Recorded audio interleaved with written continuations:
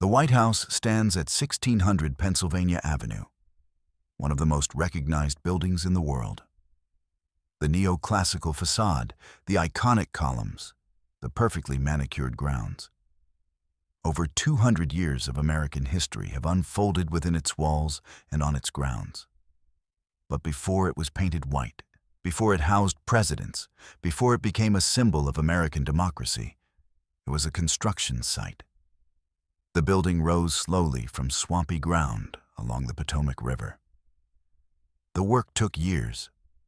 The labor came from multiple sources, both free and enslaved. This is the story of how the White House was built, the political compromises that determined its location, the architectural competition that selected its design, the Irish architect who drew the plans, the craftsmen and laborers, some paid and some enslaved, who turned those plans into stone and timber, the fire that nearly destroyed it, the reconstruction that made it what we recognize today. The building's history is complicated. It was constructed during a period when slavery was legal in much of the United States. Some of the people who built it were enslaved. That reality is part of the story, neither to be ignored nor sensationalized, but understood as historical fact. The White House took shape between 1792 and 1800, with major reconstruction after 1814. Understanding how and why it was built requires understanding the young nation that commissioned it. The compromises, the constraints, the ambitions, all shaped the building that emerged. If you're interested in architectural history and how America's most famous residents came to exist, please consider subscribing. I would also love if you gave a comment if you have additional insights on the story of the White House. Let's begin with the decision that made everything else possible: where to build the nation's new capital. Choosing the site. A capital in a swamp. When the United States Constitution was ratified in 1788, the new federal government had no permanent home. Congress had met in various cities. Philadelphia, New York, Princeton, Annapolis, Trenton, and others had all hosted the itinerant legislature. The question of where to establish a permanent capital became a significant political issue that divided northern and southern states. The Compromise of 1790 resolved the matter through backroom negotiations. Alexander Hamilton needed Southern votes to pass his ambitious financial plan, which included the federal government assuming the substantial debts that individual states had accumulated during the Revolutionary War. Northern states generally supported this assumption because many had larger debts. Southern states, which had largely paid down their war debts, opposed being taxed to pay for northern obligations. Thomas Jefferson and James Madison wanted the capital located in the South rather than remaining in northern cities like Philadelphia or New York. A southern capital would provide economic benefits to the region and symbolic recognition of southern importance to the new nation. The existing northern cities had established commercial and political interests that some founders worried would unduly influence the federal government. The compromise was reportedly straightforward. Hamilton got his financial plan passed with the necessary Southern votes. Jefferson and Madison got a Southern capital. The location would be along the Potomac River on land ceded by Maryland and Virginia. The deal was apparently struck over dinner at Jefferson's residence in New York, though the exact details of the negotiation remain somewhat unclear in historical records. President George Washington was given authority to select the specific site within a designated area along the Potomac. This was unusual authority for a president and reflected the trust Congress placed in Washington's judgment. The designated area stretched roughly 80 miles along the river, giving Washington considerable discretion in choosing the exact location. Washington chose a location that included the existing settlements at Georgetown in Maryland and Alexandria in Virginia. Georgetown was already an established tobacco trading port with wharves, warehouses, and a small but functioning commercial district. Alexandria was similarly developed. Including these existing settlements meant the new capital wouldn't be starting entirely from nothing. The area was not ideal by many practical measures. Much of the land was swampy and prone to flooding. The terrain was uneven, with hills and valleys that would complicate construction and street layout. Summers were notoriously hot and humid, creating conditions that many considered unhealthy. Mosquitoes bred in the wetlands, and malaria was a real concern. The Potomac could flood dramatically, threatening any structures built too close to its banks. But the location had political advantages that outweighed practical concerns. The Potomac site placed the capital between north and south. A geographic compromise meant to balance regional interests. Neither northern nor southern states could claim the capital as entirely their own. The location also sat at the navigable head of the Potomac, where ocean-going vessels could reach and where the river's fall line provided potential water power for mills and manufacturing. The location was also near Washington's home at Mount Vernon, approximately 15 miles downstream. Washington knew the area intimately and apparently believed it could be developed successfully, despite the challenging terrain. His familiarity with the region's possibilities may have influenced his selection as much as any political calculation. The Residence Act of 1790 authorized creation of a federal district not exceeding 10 miles square. This would create a diamond-shaped territory under exclusive federal jurisdiction, independent of any state government. The arrangement was intended to prevent any single state from exercising undue influence over the federal government by controlling the territory where it met. Washington selected the specific boundaries, choosing to include Georgetown within the federal district. The boundary lines were surveyed by Andrew Ellicott with assistance from Benjamin Banneker, a free African-American astronomer and mathematician whose involvement represented a notable, if limited, example of Black participation in the capital's creation. The surveying work established the precise limits of what would become the District of Columbia. The federal district would be carved from land that Maryland and Virginia agreed to cede to the federal government. Maryland contributed approximately 69 square miles on the river's eastern shore. Virginia contributed approximately 31 square miles on the western shore, including Alexandria. This Virginia portion would later be returned to Virginia in 1846, reducing the district to its current size entirely on the Maryland side. Pierre Charles L'Enfant was hired to design the new city. L'Enfant was a French-born engineer and architect who had served in the Continental Army during the Revolutionary War. He had come to America as a volunteer, been wounded at the Siege of Savannah, and impressed Washington with his artistic and engineering abilities. After the war, he had redesigned Federal Hall in New York for Washington's first inauguration. L'Enfant's plan for the capital was ambitious, grand in scale and European in inspiration.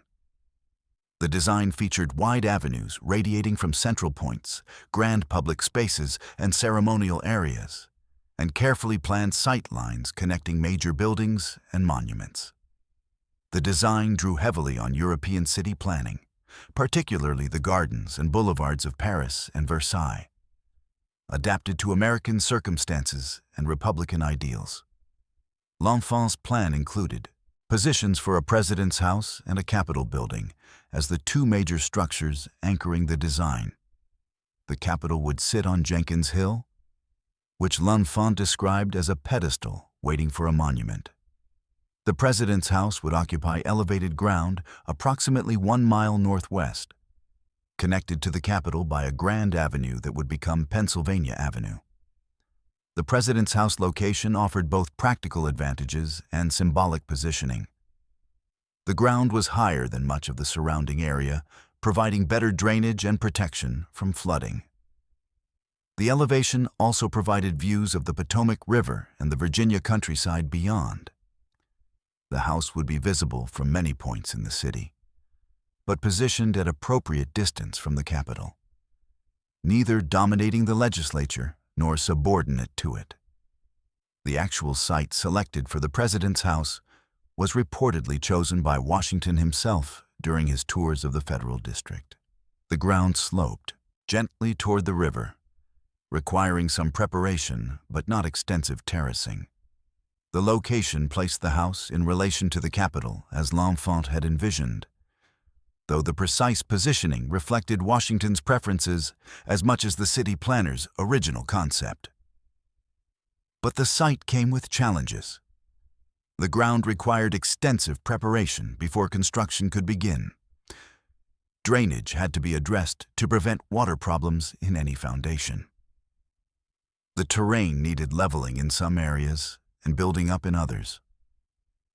The location, while elevated relative to immediate surroundings, was still in a region where summers were uncomfortable at best and winters could be harsh.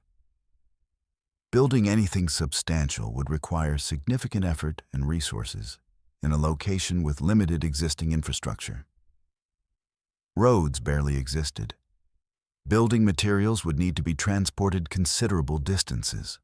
Skilled workers would need to be recruited from elsewhere and housed during construction. The challenges were substantial, and the young federal government had limited resources and no experience with major construction projects. L'Enfant's temperament proved problematic. He was brilliant but difficult, unwilling to share his plans with the commissioners appointed to oversee the district's development, dismissive of their authority, and prone to making decisions unilaterally. When he ordered the demolition of a house that a prominent landowner had built in the path of a planned street without obtaining proper authorization, his position became untenable. Washington reluctantly dismissed L'Enfant in 1792. The French designer left before completing detailed plans, taking most of his drawings with him. Andrew Ellicott, the surveyor, recreated what he could of L'Enfant's vision from memory and the work already completed. The basic concept survived, but many details were lost or modified as development proceeded without L'Enfant's direct involvement. The decision to build the Capitol in what was essentially undeveloped land rather than in an established city reflected both idealism and political necessity. The new nation wanted a capital that wasn't dominated by existing commercial or social interests. A purpose-built city could embody Republican principles in its very layout and architecture. It would belong to the nation as a whole, not to any particular state or faction. But building from nothing also meant creating infrastructure where little existed. Roads, bridges, and water systems all had to be constructed. Workers had to be recruited or transported to a location with few amenities. Materials had to be sourced and delivered over poor roads or by water. The challenges were enormous and the timeline was tight. The government was scheduled to move to the new capital by the first Monday in December, 1800. That gave approximately 10 years to design and construct essential buildings and infrastructure. For a major public building like the President's house, that was an extremely compressed schedule given the available technology and resources. Washington understood the challenges, but remained committed to the Potomac location despite criticism from those who thought the scheme impractical or the site poorly chosen. He worked closely with the 3 commissioners appointed to oversee development of the federal district. He made multiple visits to inspect progress and resolve disputes. The site was chosen. The basic plan was approved.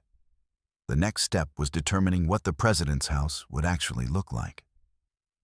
The competition: designing a President's house. In March of 1792, the commissioners overseeing development of the federal district announced an architectural competition for the President's house. The competition was advertised in newspapers throughout the states, inviting architects and other interested parties to submit designs. The winner would receive $500 or a gold medal of equivalent value, a substantial prize for the period. The competition instructions specified certain requirements, while leaving considerable room for interpretation. The house needed to accommodate both the president's private residence and official functions of state.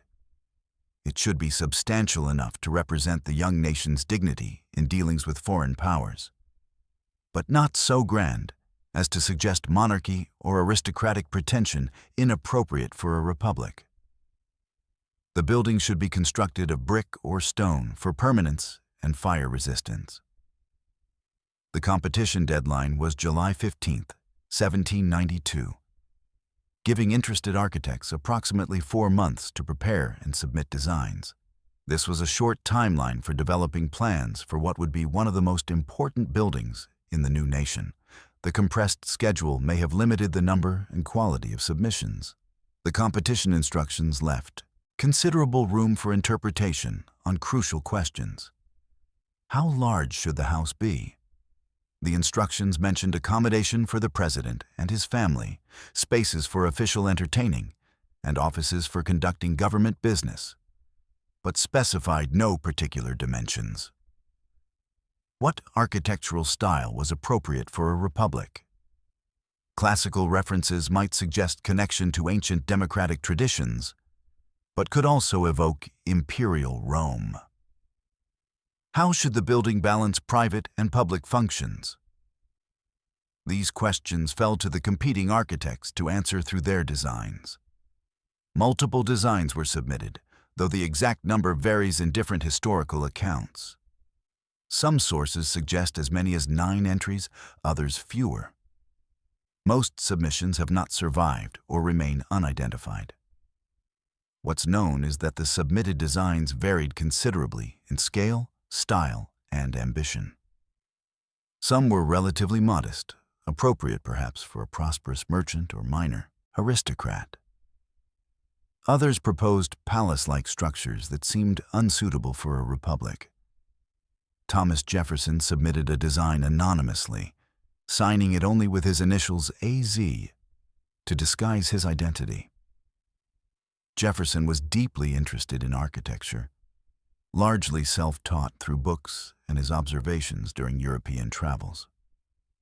He had strong opinions about what buildings should express about the societies that built them.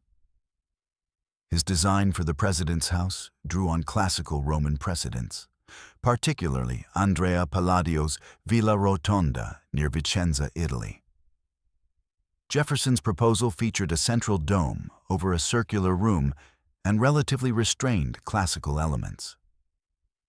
The design was elegant and scholarly, reflecting Jefferson's admiration for Roman Republican architecture. He believed classical forms appropriate for a republic because they connected the new nation to ancient democratic traditions while avoiding the Baroque elaboration he associated with European monarchy. Jefferson's submission was not selected. The reasons are not entirely clear from surviving historical records.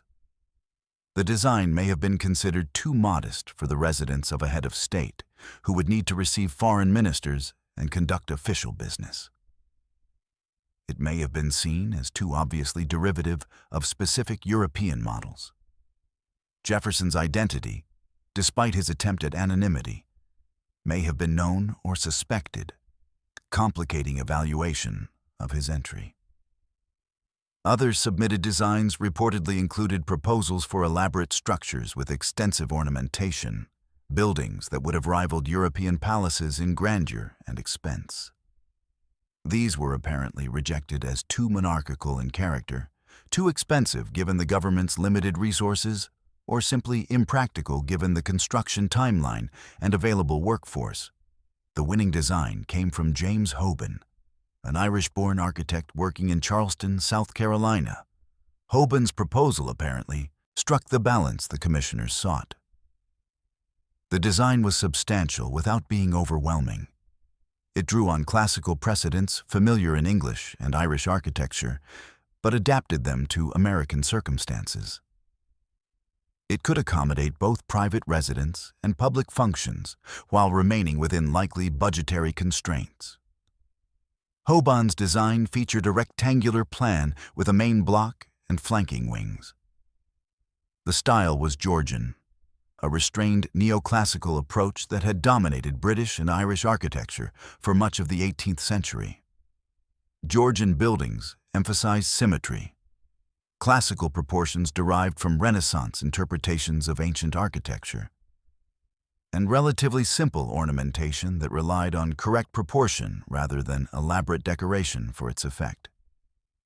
The facade would feature evenly spaced windows arranged symmetrically around a central entrance.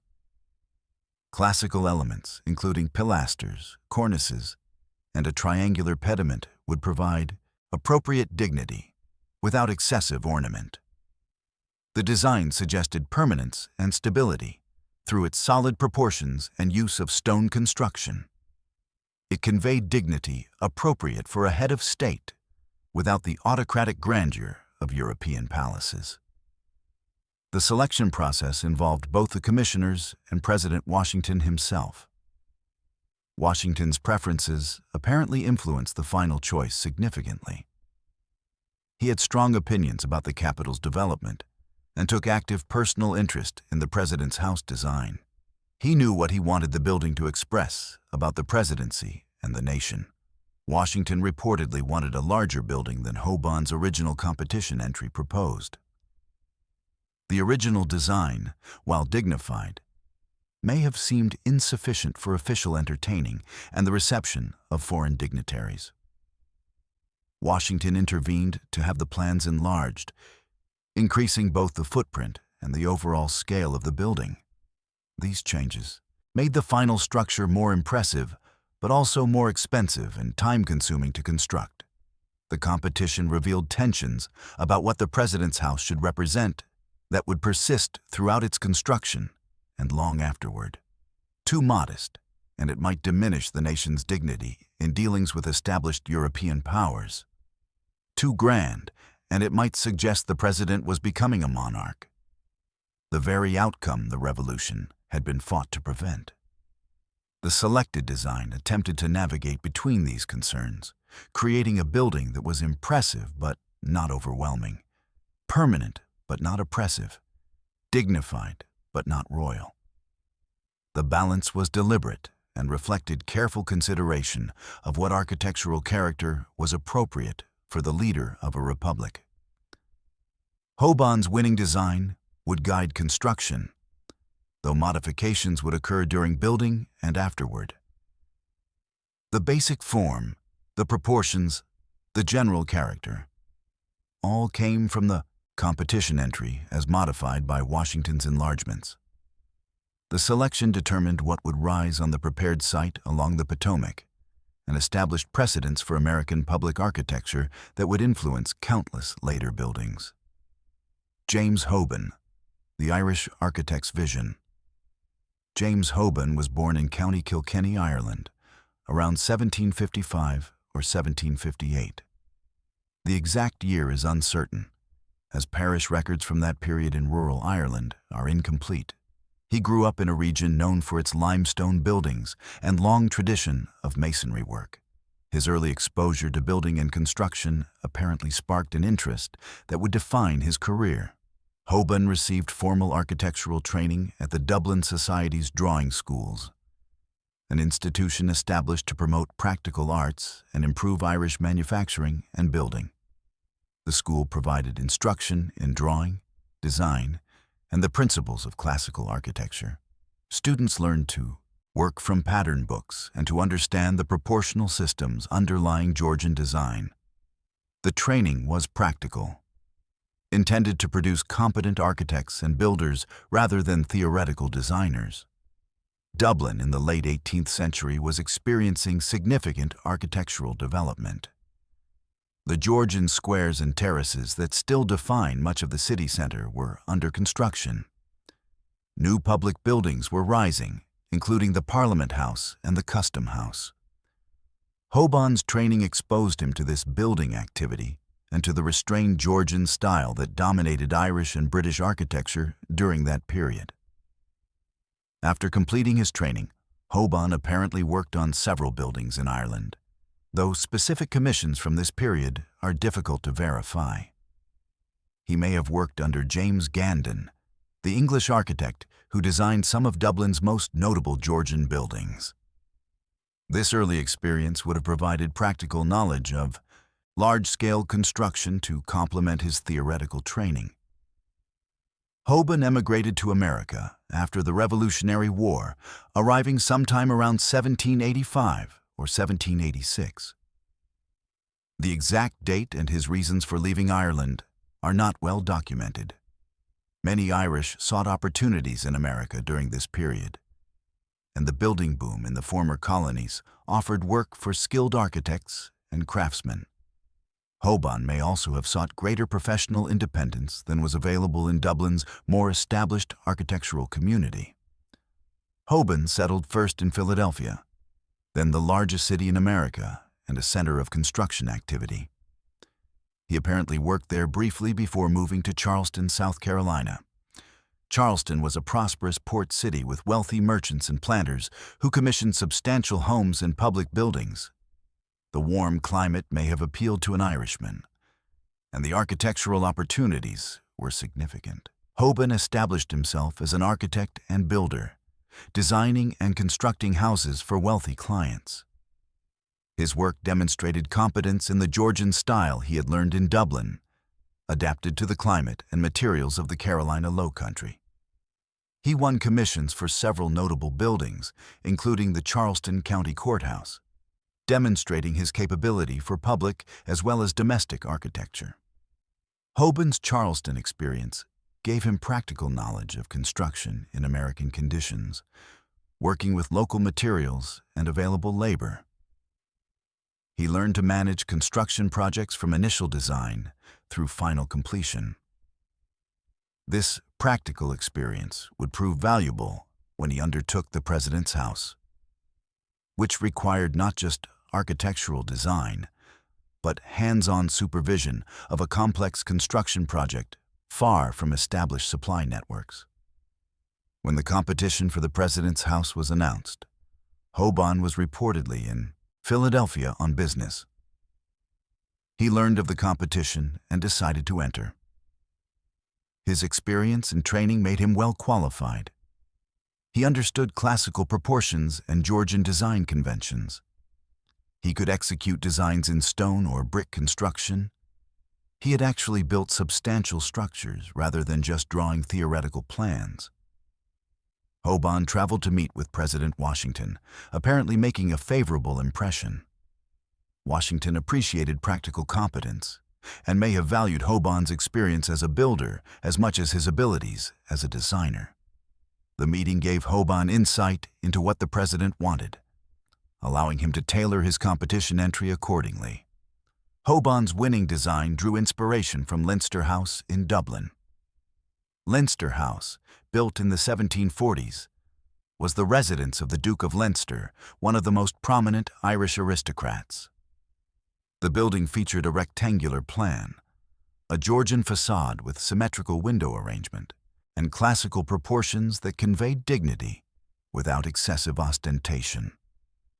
Hoban had certainly seen Leinster House during his Dublin training and may have worked on buildings nearby. Hoban adapted rather than copied, modifying Leinster House's design for American circumstances and Republican purposes. The modifications were significant. The American building would be constructed of different materials suitable to the new location. The interior arrangement would accommodate the specific functions of a presidential residence rather than an aristocratic home. The symbolism would be Republican rather than aristocratic, though the architectural vocabulary remained similar. The design as submitted featured 3 stories visible from the exterior. The ground floor, partially below grade on the garden side, would contain service and utility spaces, including kitchens, storage rooms, and work areas. The main floor, called the state floor, would contain the principal public rooms for entertaining and official functions. The upper floor would provide private quarters for the president's family. This vertical arrangement separated public and private functions while keeping everything under one roof. The arrangement was practical, allowing the household to function efficiently while maintaining appropriate separation between service activities and formal spaces. The design also allowed impressive ceiling heights on the main floor, where the most important rooms would be located. The facade as designed followed Georgian principles consistently. The symmetrical window arrangement created visual order and calm. The central entrance with classical portico provided a dignified point of arrival. Restrained ornamentation focusing on correct proportion rather than elaborate decoration achieved grandeur through understatement. The approach suited both available resources and Republican principles. After winning the competition, Hoban became superintendent of construction for the President's House. This role gave him substantial authority over the entire building process, from preparing the site through final finishing work. He would not merely design the building, but oversee every aspect of its construction, ensuring his vision was properly executed. The role also gave Hoban ongoing income and employment security during the years of construction. He would receive regular payment for his supervisory work, in addition to his competition prize. This arrangement was standard for the period, when architects typically maintained close involvement with construction, rather than simply delivering drawings and walking away. Hoban's relationship with President Washington reportedly shaped some aspects of the design during construction. Washington wanted the building larger than Hoban's original competition entry proposed. Hoban modified his plans accordingly, increasing the overall dimensions by roughly 30% while maintaining the basic design principles. The changes made the building more impressive, but also more expensive and time-consuming to construct. These enlargements had practical consequences. The building required more materials, more labor, and more time to complete. The increased size strained the already tight budget and schedule. But Washington apparently considered the larger scale necessary for the building to adequately represent the nation. His views prevailed, and Hoban adjusted his plans accordingly. The architectural choices Hoban made would influence American public buildings for generations.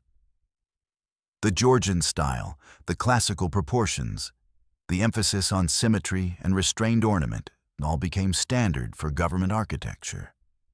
Federal buildings throughout the 19th century followed patterns Hoban established, creating a distinctive American governmental aesthetic rooted in Georgian precedent. Hoban's work on the President's House would occupy years of his life. The construction would proceed slowly, facing numerous challenges from weather, labor shortages, material supply problems, and budget constraints. But Hoban's vision, his design principles, and his practical execution would determine what emerged from the challenging site along the Potomac. Breaking ground, the foundation and early construction. Construction of the President's House officially began on October 13, 1792. The cornerstone was laid in a ceremony that marked the start of major building operations. The date was deliberately chosen, occurring on the 300th anniversary of Christopher Columbus's arrival in the Americas, linking the new building to themes of discovery and new beginnings. The cornerstone ceremony was reportedly modest in scale. President Washington was likely present, though some historical accounts are uncertain about his attendance. Commissioners overseeing the federal district development attended, along with local officials and members of the Masonic Lodge, who conducted traditional rituals associated with cornerstone laying. The cornerstone itself was inscribed and placed, marking the official beginning of construction. The exact location of that original cornerstone has been lost to history. Later attempts to locate it during various renovations have been unsuccessful. The stone was presumably placed somewhere in the foundation, following traditional practice. But no record survives identifying its precise position. The cornerstone likely remains somewhere in the building's lower structure, unidentified among the thousands of other stones. Before the cornerstone ceremony could occur, substantial site preparation was necessary. The ground needed leveling in some areas and building up in others to create a level platform for the foundation. Drainage channels had to be dug to direct water away from where the foundation would sit. Trees and vegetation had to be cleared from the building site and surrounding areas where materials would be stored and workers would operate. This preparatory work was labor-intensive and time-consuming. Much of it required manual labor with basic tools. Picks, shovels, and wheelbarrows moved earth. Axes and saws cleared timber. The work proceeded through the summer of 1792 before the cornerstone ceremony could be scheduled for October. Even after construction officially began, site preparation continued in areas adjacent to active building operations. The foundation was constructed from local stone, different from the sandstone that would be used for exterior walls. Foundation stone didn't need to be attractive, only strong and durable. The foundation walls were thick, designed to support the substantial weight of the building above and to resist settling in the challenging soil conditions. The foundation extended deep enough to reach stable ground below the surface layers. Foundation work was critical and could not be rushed. Poor foundation work could compromise the entire structure, leading to cracking walls, uneven floors, and potentially catastrophic structural failure. Hoban supervised the foundation construction carefully, ensuring the work met proper standards. The masons laying foundation stone worked methodically, building up courses of stone bonded with mortar to create solid walls. The foundation work took many months to complete. The building's rectangular footprint required foundation walls along the entire perimeter, plus interior foundation walls to support load-bearing partitions above. The work proceeded through autumn and winter, though cold weather slowed progress and sometimes halted operations entirely when temperatures dropped too low for mortar to set properly. Stone for the exterior walls came from quarries at Aquia Creek in Virginia, approximately 40 miles downstream from the building site. The Aquia Creek sandstone was chosen for several reasons. It was available in sufficient quantity for such a large building. It was relatively soft when first quarried, making it easier to cut and carve, but hardened somewhat with exposure to air. The stone had a warm, slightly tan color that would give the building a dignified appearance. Transporting stone from the quarries to the building site involved significant logistics. The stone was heavy, and moving it over the poor roads of the period was slow and expensive. Water transport was more efficient whenever possible. Stone blocks were loaded onto barges at the quarries and floated down Aquia Creek to the Potomac River, then upstream to wharves near the construction site. From the river wharves, the stone had to be moved overland to the building site. This required wagons and teams of horses or oxen. The roads were often poor, particularly in wet weather when they became muddy and nearly impassable. Moving heavy stone blocks on unpaved roads was slow, difficult work that wore out animals and damaged wagons. Each block had to be loaded at the wharf, transported carefully to avoid damage, and unloaded at the construction site. The stone arrived at the site as rough blocks, larger and heavier than their final dimensions.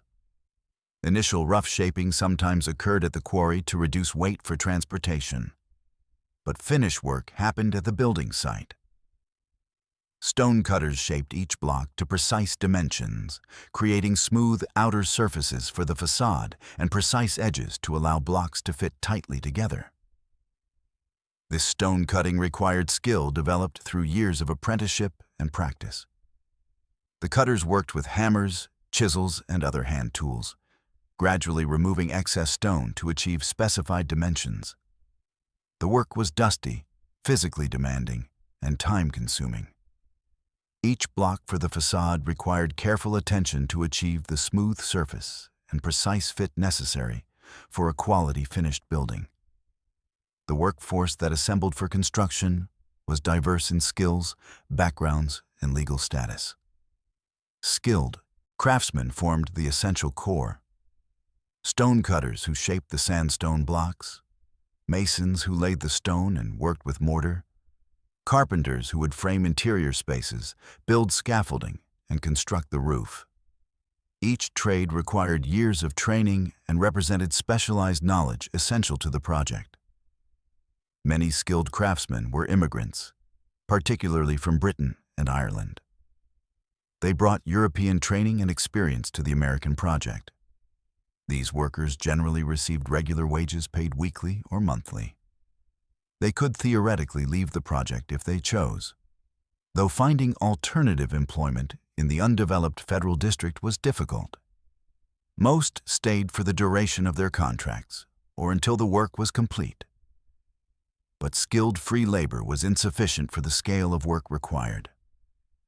The project also employed laborers for less skilled tasks, digging foundations and drainage channels, hauling stone from the wharves to the building site, mixing mortar from lime, sand, and water, moving materials around the site as needed, clearing debris. This work required strength and endurance, but not specialized training. Some of these laborers were free workers, paid daily or weekly wages for their labor. Others were enslaved workers, hired from their owners or owned by contractors working on the building. The use of enslaved labor on the President's house was documented in contemporary records and has been confirmed by subsequent historical research. The workforce: free and enslaved builders. The construction of the President's house required a large workforce sustained over many years. Understanding who built the building means examining both the free craftsmen who worked for wages and the enslaved individuals who labored under compulsion. The historical record preserves information about both groups, though documentation is more complete for free workers than for enslaved ones. Skilled craftsmen formed the construction workforce's essential core. Without their specialized knowledge and abilities, the building could not have been constructed to proper standards. Stone cutters shaped the Aquia Creek sandstone into precise blocks with smooth surfaces and exact dimensions. Masons laid the stone, checking alignment constantly with levels and plumb lines, ensuring walls rose straight and true. Carpenters framed interior spaces, built floors, and would eventually construct the roof structure. Plasterers would finish interior walls when construction progressed to that stage. Each craft required years of training and experience. The commissioners responsible for the federal district's development recruited skilled workers actively. Advertisements appeared in newspapers in American cities and even abroad. Craftsmen were promised regular wages and steady employment on an important national project. Some workers came from Philadelphia, then America's largest city, with an established building trades community. Others came from more distant locations, attracted by the promise of work. Many skilled craftsmen were immigrants from Britain and Ireland, who brought European training to the American project. Scottish stone cutters were particularly valued for their skill in working stone. Irish craftsmen brought experience from Dublin's building boom. English workers contributed knowledge of Georgian construction methods. The building rose as an immigrant project in many ways, constructed by workers who had crossed the Atlantic seeking opportunity. Surviving payroll records document payments to named individuals for specific work periods. The records show that skilled craftsmen received substantially higher wages than unskilled laborers, reflecting their years of training and the essential nature of their work. A master mason might earn several times what a common laborer received. These wage differences created hierarchies within the workforce based on skill and training. But paying wages sufficient to attract enough free workers proved challenging. The federal district was isolated, with few amenities and limited housing. The climate was uncomfortable much of the year. Alternative employment opportunities in the undeveloped capital area were scarce, but so were the attractions that might make workers willing to accept lower wages.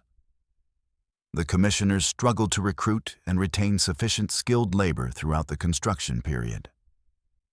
The solution, in part, was enslaved labor. The federal district was carved from Maryland and Virginia, both slave states where slavery was legal and common.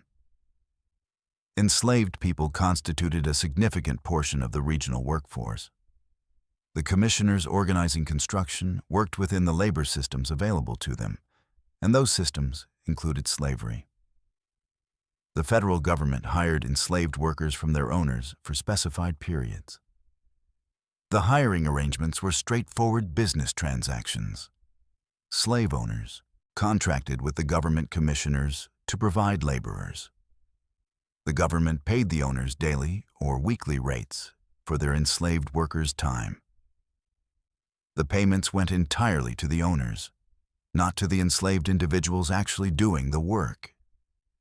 The owners typically remained responsible for providing food, shelter, and clothing for their enslaved workers during the hire period.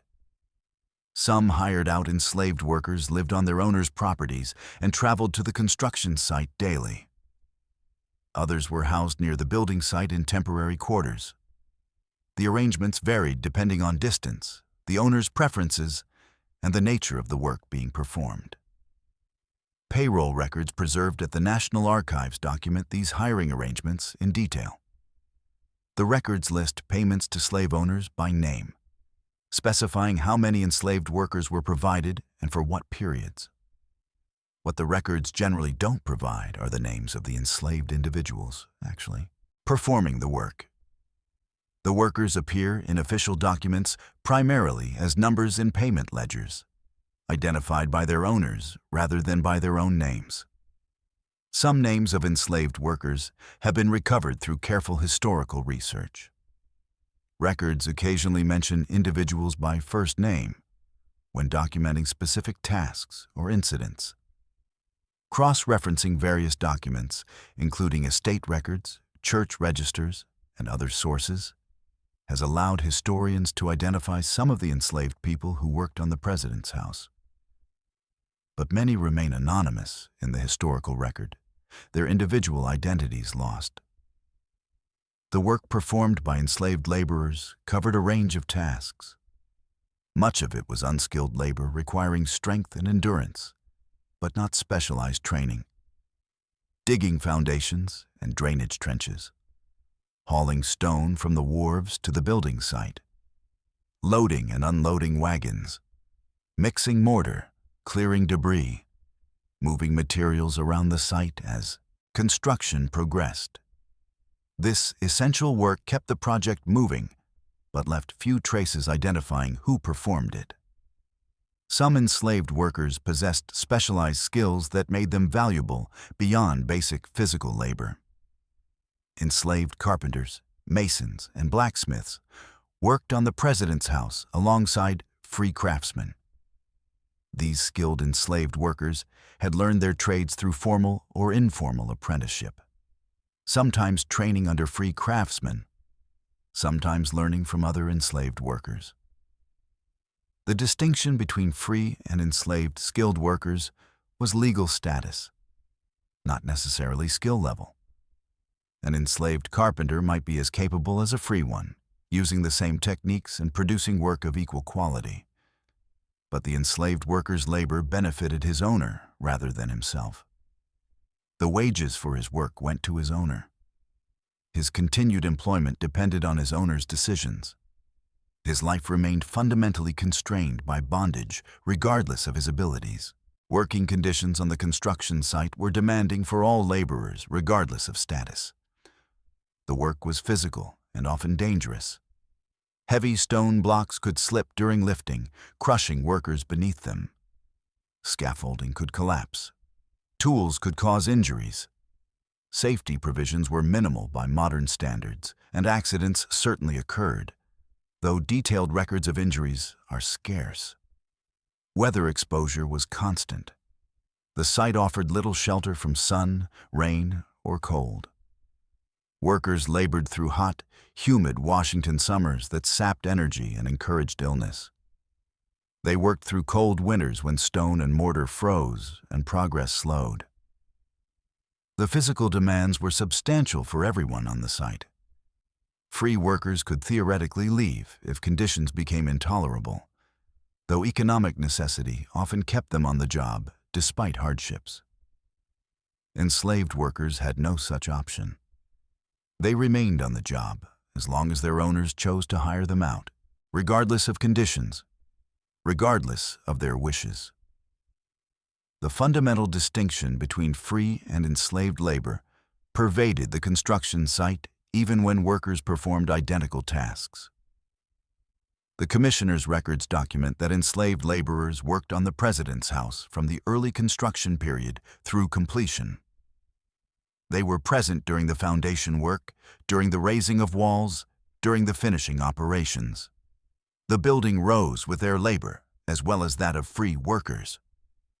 The presidential residence was constructed in part by people who themselves were denied the freedom that residence would come to symbolize. Modern understanding of this history is complicated. The White House is a powerful symbol of American democracy and freedom. The fact that enslaved people helped build it creates uncomfortable tension between symbol and reality.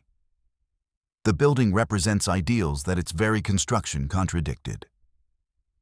This contradiction is historical fact, neither to be ignored nor overstated, but recognized as part of the complex reality of how the United States developed. Building the walls. Stone, labor, and progress. The exterior walls of the president's house rose slowly between 1793 and 1798. The process required careful coordination of quarrying, transportation, stone cutting, and masonry. Each stage involved substantial labor and presented its own challenges. Progress was steady, but frustratingly slow, given the tight deadline for completing the building. At the Aquia Creek quarries in Virginia, workers extracted sandstone blocks from the earth. Quarrying required knowledge of stone formation and proper extraction techniques. Workers studied the stone beds to identify natural fracture lines where blocks could be split most easily. They drilled holes along these lines, inserted iron wedges, and drove the wedges with heavy hammers until the stone split along the intended line. The work was skilled, physical, and dangerous. The quarried blocks were rough and oversized when extracted, larger than their final dimensions would be. Initial shaping often occurred at the quarry site to reduce weight for transportation. Workers removed obviously excess material with picks and chisels, creating blocks that were approximately the right size but still required finishing. This preliminary work made the blocks somewhat lighter and easier to handle during the difficult journey to the building site. Transportation from quarry to building site involved multiple stages and many hands. Workers loaded stone blocks onto carts or sleds at the quarry. Draft animals hauled the stone to the creek bank. Workers loaded the blocks onto flat-bottomed barges, taking care to distribute weight evenly to avoid capsizing. The barges floated down Aquia Creek to the Potomac River, then upstream toward the Federal District. Water transport was efficient for heavy materials, but not without challenges. The barges moved slowly, dependent on current, wind, and the efforts of the bargemen. Unloading at the wharves near the building site required careful handling to prevent damage to blocks that had already survived quarrying and loading. Each block represented substantial investment of labor, and damage at any stage meant wasted effort. From the river wharves, the stone traveled overland to the construction site. This final leg of the journey was often the most difficult. Wagons drawn by horses or oxen carried the heavy blocks over roads that were poor in good weather and nearly impassable when wet.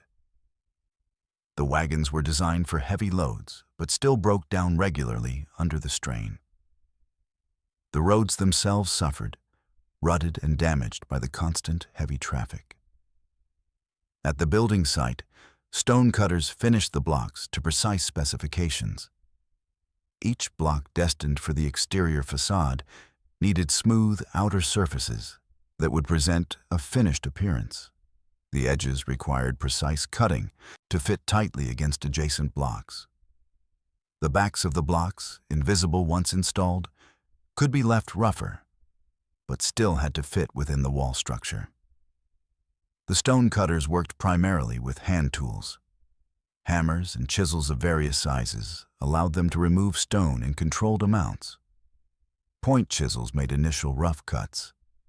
Claw chisels created intermediate surfaces. Flat chisels produced the final smooth finish. The work required patience, skill, and physical endurance. Each block took hours of careful labor to finish properly. The finished blocks were then lifted into position on the rising walls. For the lower courses, lifting was manageable with basic equipment and muscle power. Workers used ropes, levers, and rollers to maneuver the heavy blocks into position. As the walls rose higher, more elaborate equipment became necessary. Wooden scaffolding provided platforms for workers at height and support for lifting equipment. The scaffolding was built progressively, rising as the walls rose. Workers had to trust their lives to these wooden structures, which were subject to weathering, load stress, and the limitations of period construction methods. Scaffolding failures occurred on construction sites of the era, though records of specific accidents at the President's house are limited. Simple cranes and hoisting devices lifted stone blocks to upper levels. These devices used ropes, pulleys, and human or animal power to raise heavy loads. Multiple workers coordinated to operate the hoisting equipment, raise each block smoothly, position it precisely, and lower it into place. The work was slow and required constant attention. A block dropped or positioned incorrectly could damage other work or injure workers below. Masons worked with the positioned blocks, setting them permanently with mortar. The mortar, made from lime, sand, and water, had to be mixed to proper consistency and applied correctly. Too thin and it wouldn't provide adequate bonding between blocks. Too thick and it was difficult to work and might not cure properly. The masons checked alignment constantly using levels and plumb lines to ensure the walls rose straight. The wall construction proceeded in sections rather than attempting to raise the entire perimeter simultaneously. Work focused on building one section to a certain height before moving to adjacent sections. This approach allowed more efficient use of scaffolding and equipment. It also distributed the building's weight more evenly, reducing risk of settling or structural problems during construction. Interior walls rose alongside exterior walls. The interior walls were generally brick rather than stone. Brick was less expensive, faster to lay, and adequate for interior walls that wouldn't bear the same loads or weather exposure as exterior walls. Bricklayers worked simultaneously with the stonemasons, creating the interior structure that would divide the building into rooms. Progress varied significantly with weather conditions. Rain could halt outdoor work entirely, particularly mortar work that required dry conditions to cure properly. Winter brought its own challenges. Mortar could freeze before setting if temperatures dropped too low. Stone became more difficult to work in cold weather. The short daylight hours of winter limited productive work time. The construction site operated year-round, but productivity dropped substantially during unfavorable seasons. The workforce composition remained diverse throughout the wall construction period. Free craftsmen, particularly the skilled stonecutters and masons, performed the most specialized work. Enslaved laborers provided much of the muscle power for moving materials, operating hoisting equipment, and assisting skilled workers. The mixture of free and enslaved labor that characterized the project's beginning continued through the years of wall construction. By 1795, walls had reached full height in some sections, but construction remained far from complete. By 1796, the basic exterior structure was taking recognizable form. Visitors to the site could see the building's intended shape and scale emerging from the scaffolding and construction materials. But the exterior walls were only part of the work. The roof, the interior floors and partitions, and all the finishing work remained ahead. The sandstone itself required ongoing attention even during construction. Aquia Creek sandstone was relatively soft and susceptible to weathering. Exposed surfaces could deteriorate if left unprotected too long before the building was completed. Workers sometimes had to repair or replace stones that had weathered or been damaged during the extended construction period. This added unexpected work and expense to an already demanding project. By 1798, the exterior walls stood essentially complete. The building's footprint was established. Its mass and proportions were visible. The structure was recognizable as the design Hoban had created and Washington had approved. But years of additional work remained before the President's house would be ready for occupancy. The tight deadline of 1800 loomed, and the building was far from finished. The enslaved craftsmen, skills and contributions. Among the enslaved workers who labored on the President's house, some possessed specialized skills that made their contributions essential to the building's construction. These craftsmen worked in trades that required years of training: carpentry, masonry, stone cutting, blacksmithing. Their work was as skilled as that of free craftsmen, though their stories are harder to recover from historical records. Carpentry was one of the most common skilled trades among enslaved workers in the late 18th century. An enslaved person who learned carpentry became more valuable to their owner, who could hire them out at higher rates than unskilled laborers commanded. The skills also provided some degree of daily autonomy, as skilled craftsmen often worked with less direct supervision than those performing unskilled labor. Enslaved carpenters on the President's house worked on various aspects of construction. Interior framing required skilled carpentry to create the wooden structures that would support floors and define rooms. Roof construction demanded understanding of complex timber framing techniques. Staircases combined structural engineering with fine finish work. Window and door frames required precise measurements and careful execution. This carpentry work required understanding of structural principles and ability to read plans or receive and execute complex verbal instructions. The work demanded skill with hand tools, including saws, planes, chisels, and hammers. An enslaved carpenter performed work identical in nature to that of free carpenters. The difference was legal status and compensation, not capability or quality of work. Some enslaved workers functioned as stonemasons or worked closely with master masons on the construction. Masonry required specialized knowledge about working with stone and mortar, understanding which way to orient stones for greatest strength, knowing how to mix and apply mortar for proper bonding, maintaining consistent alignment as walls rose, course by course. These skills developed through experience and instruction. Blacksmithing provided another skilled trade where enslaved workers contributed. Construction projects required substantial ironwork, hardware for doors and windows, nails in enormous quantities before machine-made nails became common, tools that wore out or broke and needed repair or replacement, decorative ironwork for gates and railings. Enslaved blacksmiths performed this essential work, maintaining the flow of iron goods necessary for construction. The historical record has preserved some names of enslaved individuals who worked on the president's house, though documentation remains frustratingly incomplete. Commissary records and payroll documents list payments to slave owners, but rarely name the enslaved workers themselves. The workers appear as property of named owners rather than as individuals in their own right. The commissioner's records reference payments to owners for Negro hire. The amounts and durations are specified, but the enslaved individuals remain largely anonymous. When names do appear, they are typically first names only, without the surnames that would help trace individuals through other historical records.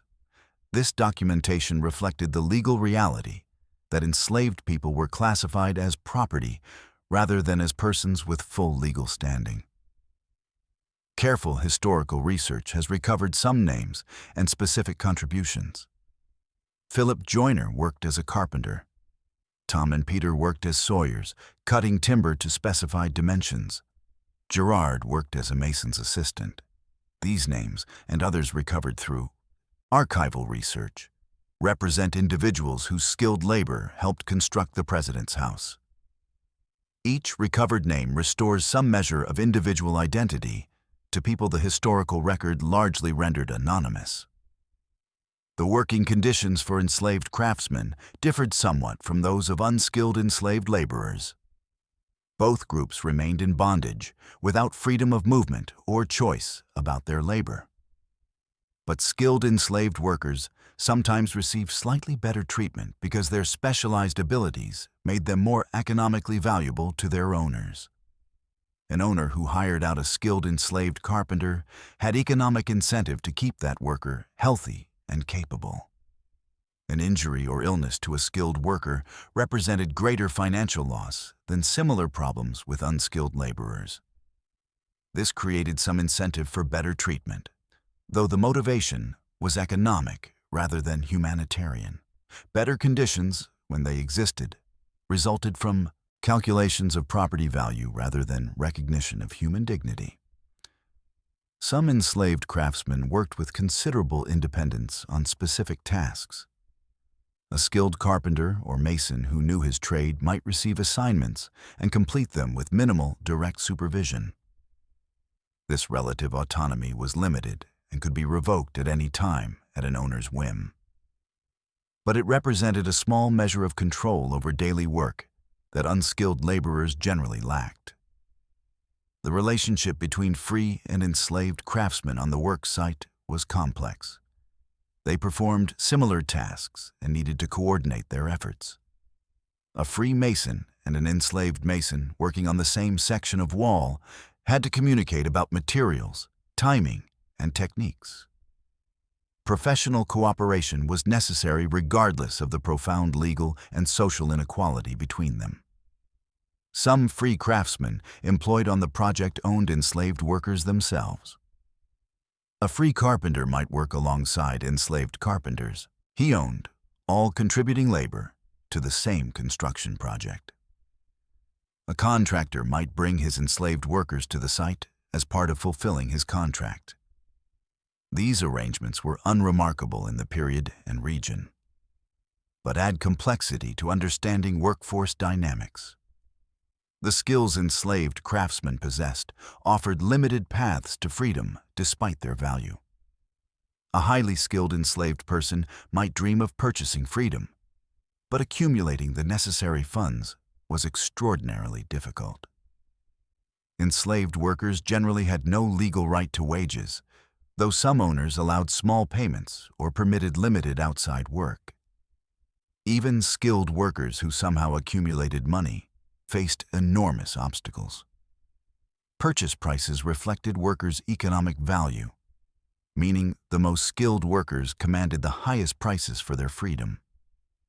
An enslaved craftsman's very capabilities made self-purchase more expensive and therefore less achievable. Most skilled enslaved workers remained in bondage regardless of their abilities and contributions. The training enslaved people received in skilled trades followed various patterns. Some learned through formal apprenticeship-like arrangements. though the terms differed fundamentally from traditional apprenticeships for free workers. An enslaved youth might be assigned to learn carpentry or masonry from an older skilled worker, either enslaved or free. The training increased the young person's economic value to their owner without changing their enslaved status. The contributions of enslaved craftsmen to the president's house were substantial. Their skills, their knowledge, and their labor went directly into the building's construction.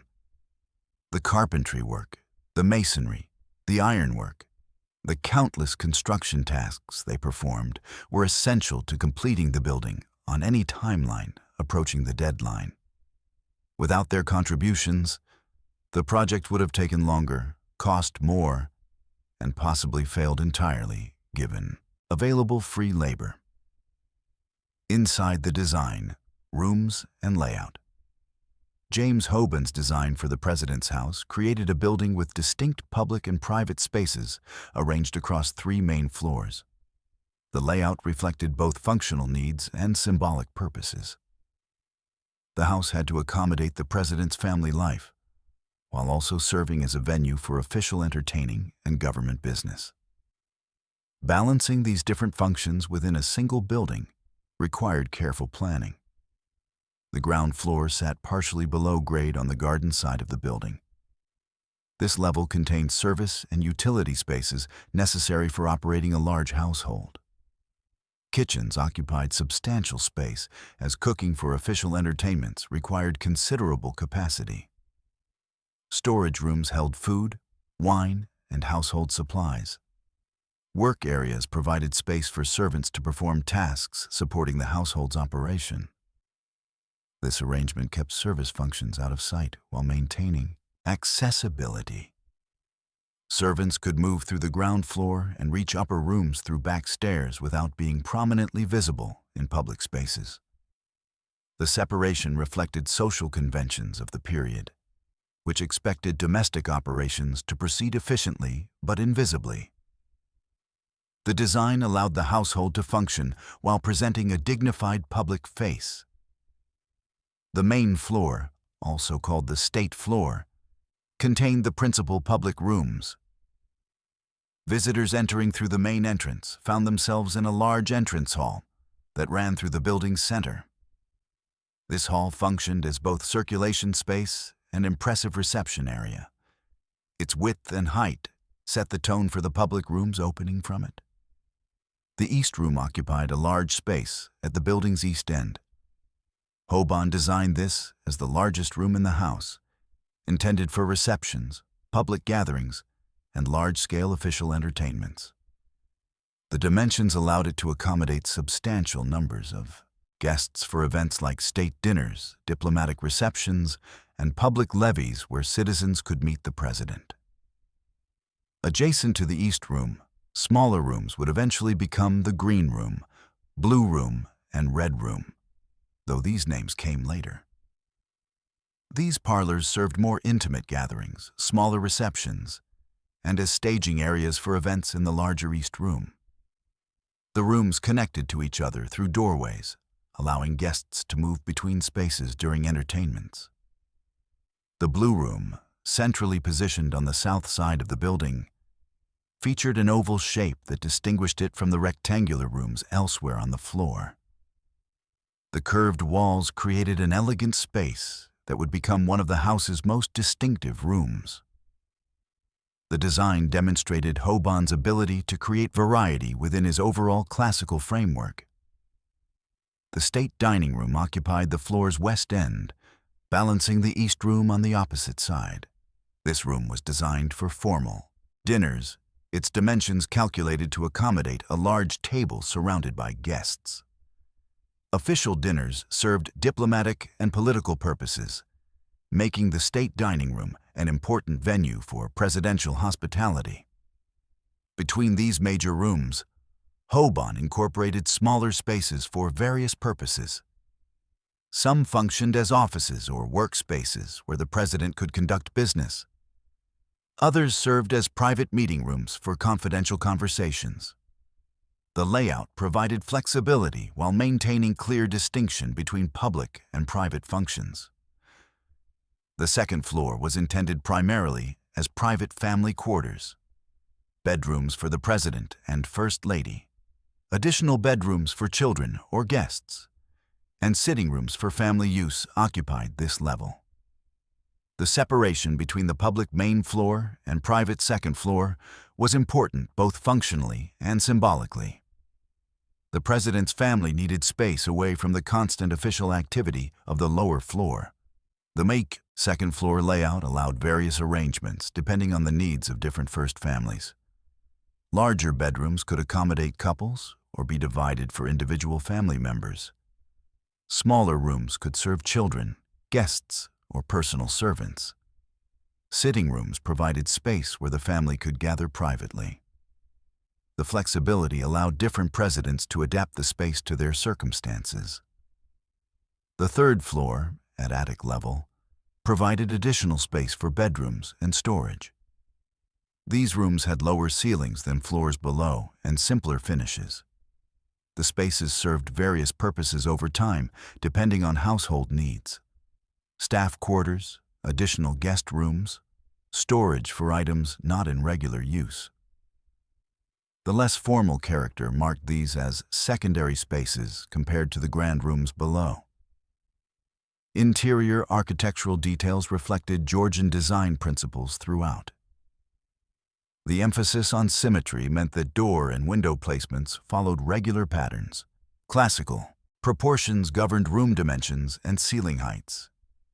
Decorative elements, including moldings, mantels, and door surrounds, followed classical precedents adapted to the building's specific scale.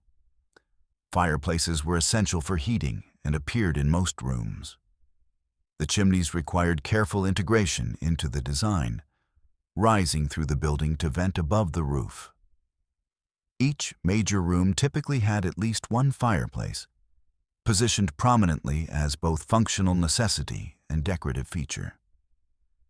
The mantels surrounding the fireplaces were designed as significant architectural elements, often the most elaborately decorated features in their rooms. Windows provided light and ventilation throughout the building. The Georgian style favored regularly spaced windows in symmetrical arrangements. Window placement balanced practical needs for light with structural requirements and aesthetic considerations. The windows on the main floor were taller than those on upper floors, emphasizing the principal floor's importance through this common classical convention. The interior structure used timber framing standard for the period. Wooden floor joists spanned between walls to support floor surfaces. Wooden beams carried loads. The roof structure used timber framing techniques to create the slopes and support the covering. This wooden structure would eventually become a critical vulnerability when the building burned in 1814. But during construction, it represented practical and economical building technique. Interior walls between major rooms were substantial, providing both structural support and acoustic separation. The walls were typically brick construction or thick plaster over wooden lath. This provided some sound dampening between spaces, important when different activities might occur simultaneously in adjacent rooms. The interior finishing work would take years to complete. Plaster walls required multiple coats applied over lath and allowed to dry. Between applications, woodwork including door frames, window casings, baseboards, and decorative moldings required skilled carpentry. Paint and decorative finishes added final layers of completion. Even after the building was structurally complete, finishing work continued for years. John Adams moves in. An unfinished house. In November 1800, President John Adams became the first president to occupy the President's house. The building was far from complete. Construction had been ongoing for 8 years, but extensive finishing work remained. Adams and his wife Abigail moved into what was essentially an active construction site that happened to have a roof. Adams arrived in the new capital city in late October or early November of 1800. The federal government was making its required move from Philadelphia to Washington, as specified in the Residence Act. Congress would convene in the incomplete Capitol building. The president would occupy the incomplete President's House. The timing was driven by legislative schedule rather than by construction readiness. The exterior of the President's house was largely complete when Adams arrived. The stone walls stood. The roof was on and weather-tight. Windows and doors were installed in their openings. From outside, the building presented the substantial, dignified appearance Hoban had designed. The grand structure rose impressively from its site, looking much as its architect had envisioned. But this exterior completion masked the unfinished state of much of the interior. Many rooms lacked plaster on the walls, showing bare brick or lath. Some rooms had no floors completed. The Grand East Room was completely unfinished, an enormous empty shell with no plaster, no paint, no flooring. Windows were in place, but the room remained unusable for any intended purpose. Abigail Adams arrived shortly after her husband and found conditions challenging. Her letters to family members, preserved in historical archives, provide detailed accounts of the house's condition during that first winter. She wrote of the cold, the drafts, the unfinished rooms, the lack of adequate furniture. Her tone was often critical, though she understood she was a pioneer dealing with unprecedented circumstances. The unfinished East Room presented a particular problem. The space was too large and incomplete for any intended use. But Abigail found a practical solution. She used the enormous unfinished room to hang laundry to dry. The image of the First Lady using the grandest room in the President's house as a drying room has become one of the most memorable details of early White House history. Heating was a significant challenge. The house was enormous, with high ceilings and many windows that admitted cold drafts. Many fireplaces were not yet functional because chimneys were incomplete or had construction defects. The few working fireplaces struggled to heat even the rooms where they were located. The rest of the house remained cold and uncomfortable. Abigail Adams wrote that she kept fires burning constantly in the rooms the family occupied, but could barely maintain tolerable temperatures. The expense of firewood was substantial. The drafts through unfinished sections of the building seemed to pull warm air away as quickly as fires could produce it. The family occupied only a fraction of the building's space, leaving the rest cold and largely unused. Furniture was scarce. The federal government had limited budget for furnishing the President's house. Some furniture was transported from Philadelphia, moved from the President's residence there to the new location. But the quantity was insufficient for the many rooms. Some rooms stood completely empty. Others had minimal furnishing inadequate for comfortable use or appropriate entertaining. The grounds around the house were undeveloped and cluttered with construction debris. Materials, equipment, and work areas remained visible around the property. The grand landscape Hoban had envisioned existed only as potential. The immediate environment was muddy when wet, dusty when dry. Roads approaching the house were poor. The setting fell far short of what the design implied. Staff accommodations were limited and inadequate. The ground floor service areas were functional but basic.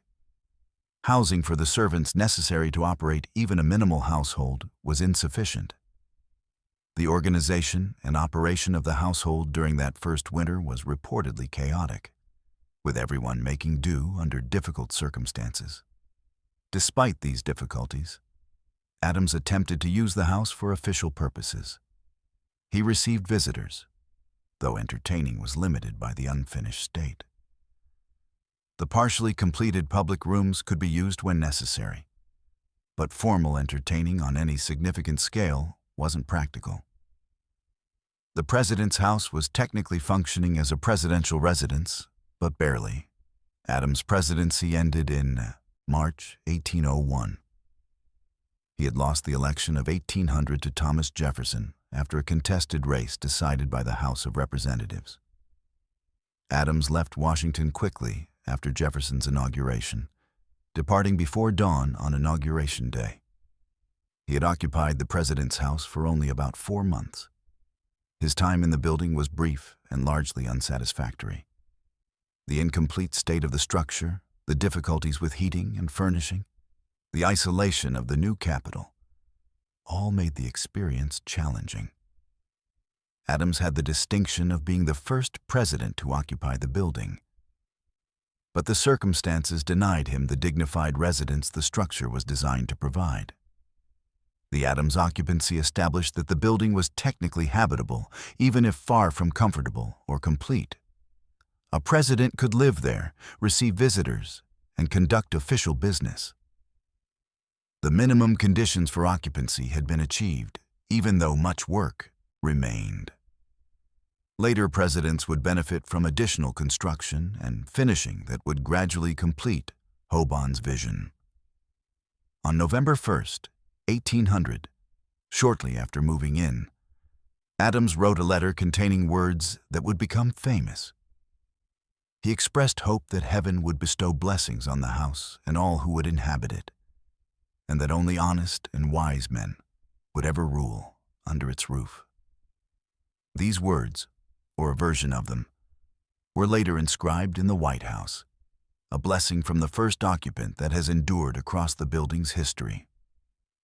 Completing the vision, Jefferson's modifications. Thomas Jefferson became the third president and the second to occupy the President's house when he took office in March 1801. Jefferson had strong opinions about architecture. He had submitted his own design in the original competition, though it hadn't been selected. His architectural interests would significantly shape his approach to the still incomplete building. Jefferson found the house in better condition than Adams had encountered, but still far from finished. Interior finishing work that had barely begun during Adams' brief occupancy continued slowly through Jefferson's first term. Workers plastered walls, installed flooring, and completed woodwork throughout the building. The house gradually became more complete and more functional. Jefferson took active personal interest in the building's completion and began making modifications to suit his preferences. His changes would leave lasting marks on the structure, demonstrating that the President's house would continuously evolve under different occupants, rather than remaining static once initially completed. One of Jefferson's most significant contributions was the development of the east and west colonnade wings. Hobon's original design had included some provision for subsidiary structures connected to the main house, but Jefferson expanded and formalized these elements substantially. The colonnades extended from the main building toward east and west, creating covered passages and additional functional space. These colonnades served multiple practical purposes. They provided covered passages connecting the main house to support buildings for storage, stables, and service functions. They created additional protected space for storage and work areas. They also improved the building's visual composition, extending its horizontal reach and connecting the main house more effectively to its grounds. The colonnade design reflected Jefferson's deep interest in classical architecture. The covered walkways with their rows of columns referenced Roman and Palladian precedents that Jefferson had studied extensively. He had traveled in Europe, examined ancient ruins in southern France, and developed strong opinions about architectural forms appropriate for a republic. His additions to the President's house drew on that knowledge. Jefferson also pushed to complete interior spaces that remained unfinished. The East Room finally received plaster and paint during his administration, though it remained sparsely furnished. Other rooms throughout the building were finished and furnished gradually during his 8 years in residence. The house became progressively more complete and more livable. The grounds received attention as well. Jefferson was interested in landscape design and agriculture. maintaining extensive gardens at his Virginia home Monticello. He wanted the president's house to sit in appropriate surroundings rather than amid construction debris and undeveloped land. Trees were planted, paths were laid out, and the grounds gradually began looking designed rather than neglected. Jefferson modified some interior spaces to accommodate his working style and interests. He was particularly interested in natural history, maintaining collections of specimens, fossils, maps, and scientific instruments.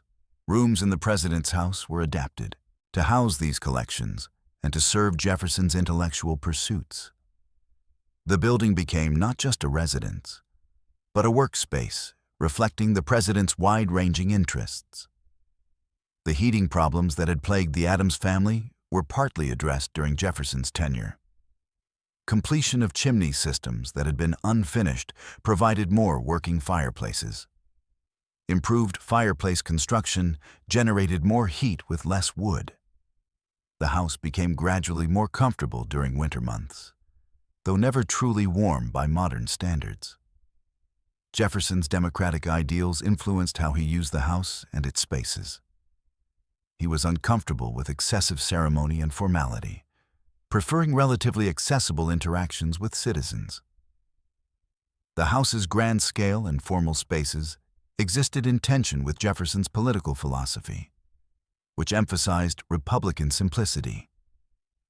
He navigated this tension by using the spaces more informally than some later presidents would. Jefferson eliminated some formal protocols that had characterized earlier administrations. He discontinued the formal presidential levees that Washington and Adams had held, where citizens could meet the president in structured ceremonial settings. He preferred smaller, less formal gatherings and famously received visitors while dressed in worn clothes and bedroom slippers. During Jefferson's presidency, the capital city itself developed gradually. The president's house was no longer an isolated structure in largely undeveloped terrain. Other buildings appeared nearby. Pennsylvania Avenue began developing as an actual street rather than a muddy track. The city that L'Enfant had planned started taking physical form, though progress remained slow. Jefferson left office in 1809 after 2 terms. By then, the president's house was substantially more complete than when Adams first occupied it. Interior spaces were largely finished. The colonnades added architectural interest and functional space. The grounds were beginning to look deliberate rather than random. The building Hobon had designed was much closer to full realization. Jefferson's tenure demonstrated that the president's house would continue evolving. Each president would make modifications driven by changing needs, personal tastes, and contemporary circumstances. Hobon's design provided the basic framework, but the building would never be static or finished in any final sense. It would adapt continuously to the needs of its occupants and the nation they led. The War of 1812. British torch the President's House. On August 24, 1814, British forces entered Washington and systematically burned multiple government buildings, including the President's House. The burning occurred during the War of 1812, a conflict between the United States and Britain that had begun in June 1812 over issues including British interference with American shipping and impressment of American sailors into the Royal Navy. The attack on Washington came after several years of warfare that had gone poorly for American forces in many theaters. British troops, freed from European commitments by Napoleon's initial defeat, were available for offensive operations in North America. A British force landed in the Chesapeake Bay region and began moving toward the American capital. President James Madison and his administration received warnings that British forces were approaching. The American military assembled a hastily organized force of regulars and militia to defend Washington. The two forces met at Bladensburg, Maryland, just northeast of the capital, on August 24th. The battle was a disaster for American arms. The American troops, many of them poorly trained militia, broke and fled under British assault. The regulars fought briefly, but were overwhelmed and forced to retreat. The road to Washington lay open. Madison and his cabinet fled the city, along with most of the population who could manage to leave. The capital was essentially defenseless. First, Lady Dolly Madison remained at the president's house longer than her husband, working to save important items before the British arrived. Her actions during those final hours have become legendary, documented in letters she wrote and in accounts from others present. She organized the evacuation of important documents and symbolic items even as the sounds of battle and retreat grew closer. Among the items Dolly Madison saved was the full-length portrait of George Washington, painted by Gilbert Stuart. The painting hung in the state dining room. It was too large to remove easily in the frame, so she reportedly ordered the frame broken and the canvas cut from its stretcher. The painting was carried away and hidden until the emergency passed. That rescued portrait still hangs in the White House today. After Dolly Madison's evacuation, British forces entered the president's house. Contemporary accounts, both British and American, describe what the soldiers found. The house was set for dinner, with food and wine on the table. The hasty evacuation had left a meal prepared, but uneaten. The British officers reportedly consumed the dinner before beginning their destructive work. This detail, whether precisely accurate or embellished in retelling, added to the narrative of violation. The British set fires systematically throughout the building. They used furniture, draperies, and other combustible materials to ensure thorough burning. The wooden interior structure, the floors, the roof framing, all burned intensely. The fires consumed years of finishing work, furniture, and everything combustible within the stone walls. The heat was intense enough to damage the sandstone exterior walls, cracking some stones and discoloring others with smoke and flame. But the walls themselves did not collapse. Stone doesn't burn, though extreme heat can damage it. The exterior walls, that had taken years to construct, remained standing, though blackened and scarred. The shell of the president's house survived, even as the interior was destroyed. The destruction extended to the colonnades Jefferson had built. The wooden elements of these structures burned readily. Some portions collapsed. The service buildings connected to the main house by the colonnades were also destroyed. The damage was thorough and intentional. The British meant to send a message by destroying the symbols of American government. Other government buildings burned the same night.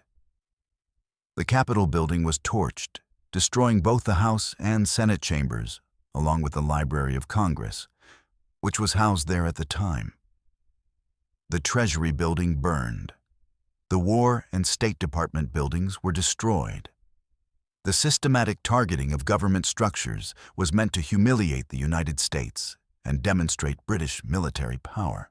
The fires burned through the night, creating a glow visible for miles across the region.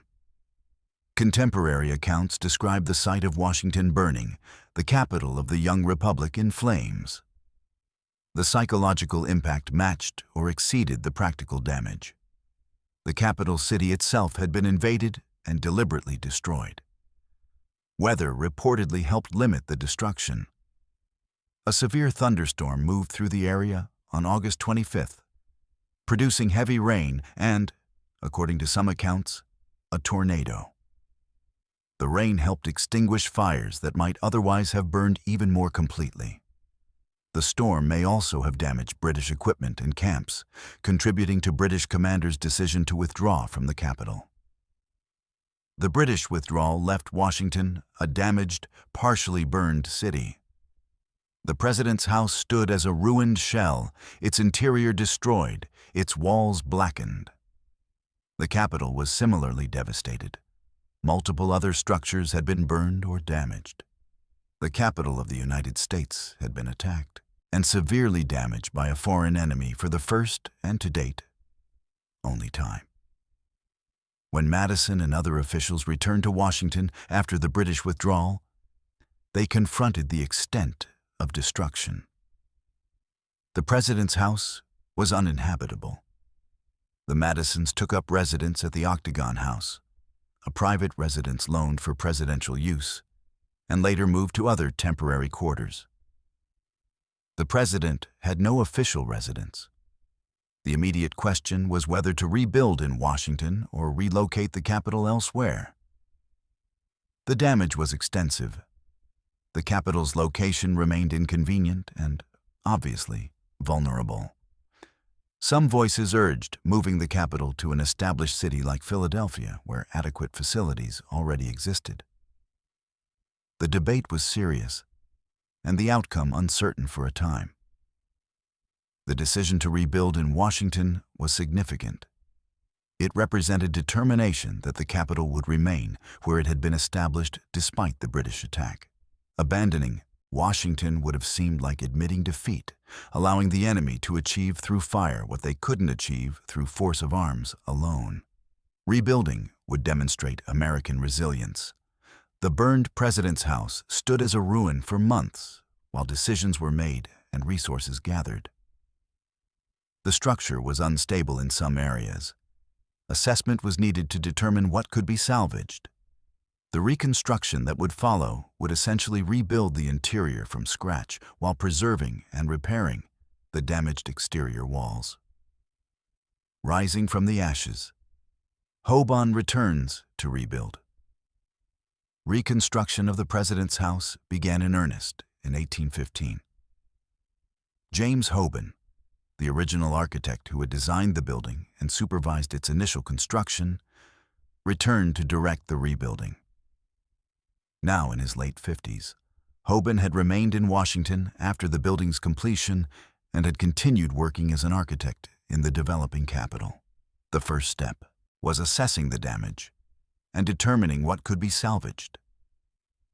The exterior sandstone walls had survived, but they were smoke-damaged and heat-cracked in many places. Careful examination was needed to identify which portions were structurally sound and could be reused. Some stones required replacement. Others could be cleaned and repaired. The foundation had survived intact, providing a solid base for reconstruction. The interior had been completely destroyed. Every wooden element was gone. Floors, partitions, stairs, roof structure, all had burned. The interior would be rebuilt from the foundation up, recreating spaces that had been destroyed. This provided opportunity to make improvements based on experience with the original building, but the basic design would follow Hoban's original plans.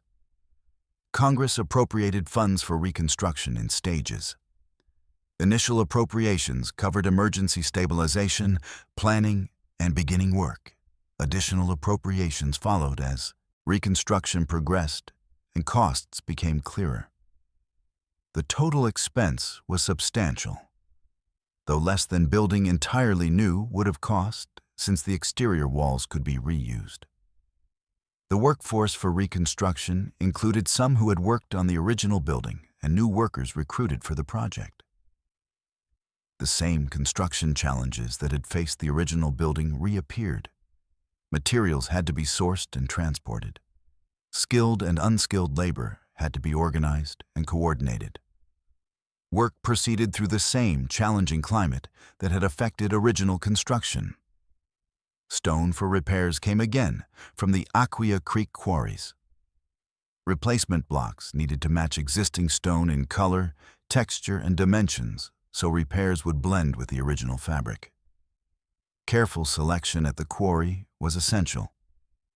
Stonemasons shaped replacement blocks to match the original work's character, fitting new stone into gaps left by removing damaged pieces. The interior reconstruction proceeded floor by floor. Timber framing was rebuilt following the original design, but incorporating improvements where possible. Better construction techniques had developed or become more available since the original building. The framing rose progressively, each floor providing a platform for work on the level above. Plastering interior walls came after the framing was complete. The plasterwork recreated original finishes, including decorative elements in the principal rooms. Skilled plasterers worked on elaborate ceiling designs and the moldings that gave formal rooms their architectural character. This work was time-consuming, requiring proper drying between coats and controlled conditions for curing. The colonnades Jefferson had added were reconstructed along with the main building. The covered passages connecting the house to service buildings were rebuilt, restoring the extended composition Jefferson had created. The service buildings themselves were reconstructed or repaired as needed to provide functional support for the residents. Some modifications were incorporated during reconstruction. Hoban made improvements based on problems identified during the building's first 2 decades of use. These changes were generally refinements rather than fundamental alterations. The goal was restoring the building to its intended function while correcting issues that had emerged during actual occupation. The reconstruction progressed through 1815, 1816, and into 1817. Work proceeded steadily, with Hoban supervising to ensure quality met proper standards. Rushing would risk poor workmanship and future problems. The careful approach extended the timeline but produced durable results. By late 1817, the President's house was sufficiently complete for occupancy. President James Monroe and his family moved into the rebuilt structure. The house was functional, though finishing work continued for some time afterward. The basic reconstruction had taken approximately 3 years from beginning to occupancy. This was substantially faster than the original construction, which had taken 8 years from groundbreaking to first occupancy and remained incomplete even then.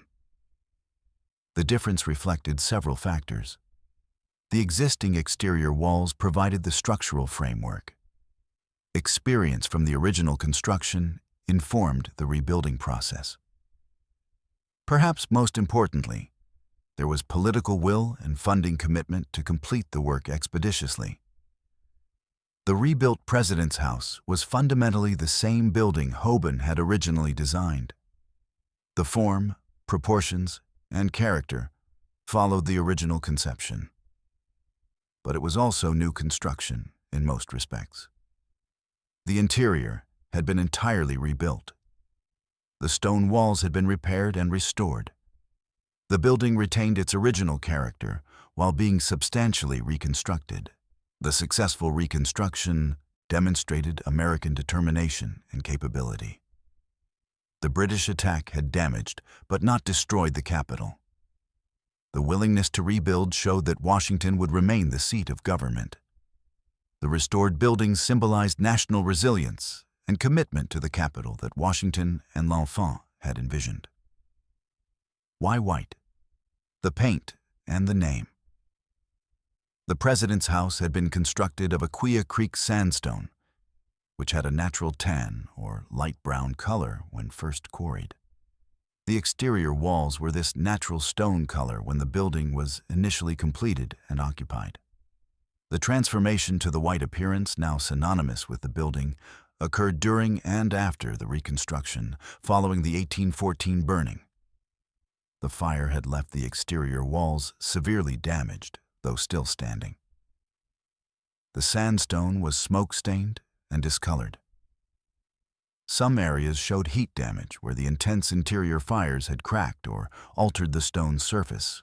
The walls, while structurally sound enough to reuse, were aesthetically scarred. Simply leaving the walls as they were would mean living with visible reminders of the British attack.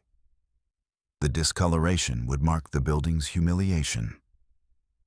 Restoring an attractive appearance required some treatment of the damaged surfaces. Cleaning could address some staining, but the fire damage went deeper than surface dirt. Whitewashing or painting stone buildings was not uncommon in the period. The treatment served several purposes beyond hiding damage. Paint protected stone from weathering by sealing the surface against moisture infiltration. It created a uniform appearance even when individual stones varied in color or showed patching and repairs. It provided a finished look that natural weathered stone sometimes lacked.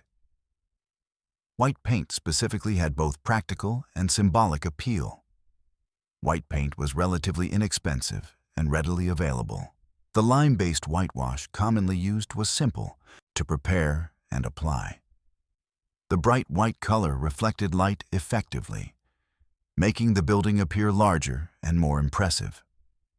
The color suggested cleanliness, freshness, and renewal, appropriate associations for a building rising from fire damage. The decision to paint the president's house white during Reconstruction was thus partly practical, covering fire damage and protecting the stone, and partly symbolic, presenting a renewed appearance to mark recovery from the British attack. The painting occurred during the Reconstruction period of 1815 through 1817. The paint used was lead-based white paint, standard technology for the period. Lead paint was durable and provided excellent coverage and color. Its toxicity was not understood at the time. Lead paint would continue to be used on the building for many decades before its health dangers were recognized and alternatives developed. Maintaining the white appearance required regular repainting. Weather, particularly Washington's humid summers and variable winters, degraded paint surfaces. The building needed repainting every few years to maintain its appearance. This ongoing maintenance became standard practice, creating a cycle of periodic repainting that continues today, though with modern, non-toxic paints. The name White House emerged gradually and was not immediately official. In the early decades after Reconstruction, the building continued to be called the President's House, or the Executive Mansion in official documents and formal contexts. White House appeared as an informal descriptive term in correspondence and newspapers, probably beginning in the 1820s or earlier. The informal name was obviously descriptive. The building was painted white, and it was the President's House. The simplicity and directness of White House made it memorable and easy to use. The name distinguished the building from the Capitol and other government structures. Popular usage spread the term even while official documents maintained more formal nomenclature. For most of the 19th century, multiple names coexisted. Different contexts called for different terms.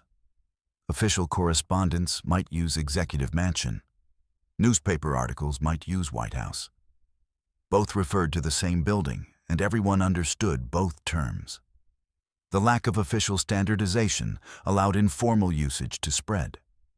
President Theodore Roosevelt officially adopted White House as the building's name in 1901. He ordered White House printed on executive stationery, replacing Executive Mansion. This presidential determination made White House the official name after decades of informal usage. The formalization came more than 80 years after the building was first painted white. The transformation to white was thus both physical and nominal. The building was painted white during Reconstruction to cover fire damage and present a renewed appearance. The informal name, White House, emerged from this physical characteristic. Official adoption of the name came much later, formalizing what popular usage had long established. The white color has been maintained continuously since the 1815 Reconstruction. Every president since Monroe has occupied a white building. The color has become so identified with the structure that the White House now serves as metonymy, the name representing not just the building, but the presidency and executive branch generally. Expanding and modernizing. 19th century changes. After the Reconstruction of 1815 through 1817, the White House continued evolving through the 19th century. Various presidents made modifications, added technological improvements, and adapted the building to changing needs. The structure Hobon designed and rebuilt remained recognizable, but ongoing changes gradually transformed how it functioned and appeared. The north and south porticos, among the most recognizable features of the White House today, were completed during the 1820s. These columned porches had been part of Hobon's original design, but weren't constructed during the initial building or immediate reconstruction. Adding them completed the building's exterior as originally envisioned. The south portico, facing the grounds behind the building, was completed in 1824 during James Monroe's presidency. The semicircular porch with its tall columns created a distinctive facade on the garden side. The covered space provided sheltered outdoor access to the main floor rooms. The columns and curved form became defining features of the building's appearance. The north portico, facing Pennsylvania Avenue, was completed in 1829 during Andrew Jackson's presidency. This portico created a more imposing entrance sequence, with visitors approaching through the columned porch rather than directly to the building's facade. The addition gave the north front the monumental entrance appropriate for the nation's most important residents. Interior modifications occurred continuously throughout the century, as different presidents adapted spaces to their needs. Rooms were redecorated, furniture was changed, and room uses were modified. The interior flexibility Hobon's design provided allowed these adaptations without major structural changes. Presidents could reshape their living and working spaces within the basic framework. Technological improvements transformed how the building functioned. Running water was gradually installed, replacing or supplementing the original systems of wells and cisterns. Indoor plumbing and water closets improved sanitation and convenience substantially. These improvements occurred in stages across several decades as technology developed and was adapted to the building's specific needs. Gas lighting was installed in the 1840s, replacing candles and oil lamps as primary lighting sources. The gas system required substantial infrastructure. Pipes ran throughout the building. Fixtures were installed in rooms. Connections to the city's gas supply had to be established. The improvement provided brighter, more reliable lighting, particularly important for evening events and winter months. Electric lighting arrived in the 1890s during Benjamin Harrison's presidency. The White House was among the early major buildings to receive electricity. The installation of wiring and fixtures was gradual and initially supplemented rather than replaced gas lighting. The Harrison family was reportedly nervous about the new technology, sometimes leaving lights burning all night rather than touching the switches. Heating systems improved substantially across the century. The original fireplace heating, which had proven inadequate from the Adams family's first winter, was supplemented and eventually partly replaced by central heating systems. These improvements required mechanical equipment, typically in basement spaces, and distribution systems throughout the building. The grounds around the White House developed considerably during the 19th century. The informal landscape of the early years gave way to deliberate design. Gardens were planned and planted. Lawns were cultivated. Trees were positioned for both aesthetic effect and practical shade. Various first ladies took particular interest in the grounds, commissioning improvements reflecting their tastes. Security evolved as the century progressed. The White House initially was remarkably accessible, with public areas open to visitors with minimal restriction. Citizens could walk into the building and, in theory at least, seek audience with the president. This accessibility reflected democratic ideals, but created practical problems and potential dangers. Presidential assassinations heightened security concerns. Lincoln was killed in 1865, though not at the White House. Garfield was shot in 1881. Each tragedy prompted reconsideration of presidential security. Gates, fences, and guards were added or modified. Access to the grounds and building became more controlled, though the White House remained relatively accessible by modern standards. The expansion of federal government and the presidency's growing administrative requirements created pressure for office space. The White House was designed primarily as a residence, not an office building. But presidents needed space to work, and their growing staffs needed accommodations. Interior rooms were increasingly devoted to office use, squeezing the residential functions into smaller areas. By the late 1800s, the White House showed the effects of continuous occupation and accumulated modifications. The building needed comprehensive attention. The structure, rebuilt after 1814, had been in constant use for over 80 years. Systems were aging. Some modifications had created problems. A major renovation would be necessary in the coming century to address accumulating structural and functional issues. Acknowledgement and legacy.